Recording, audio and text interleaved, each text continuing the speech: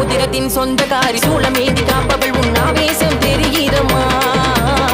எரியும் தீக்குளம்பாய் படைகளை அழிப்பவள் உன் சரித்திரம் புரிந்ததம்மா என்ன படைச்ச தாயே ஓ சித்திரத்தை சொல்ல போற கேளு பங்கோர் காளியவன் என்று சிலையாய் உருவெடுத்தாள் பாரு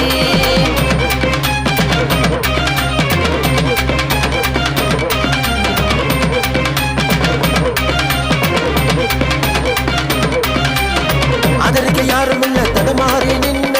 அம்மா உன் வாசல் தேடி வந்த தட்டு தடுமாறி மனங்கலங்கி நின்ன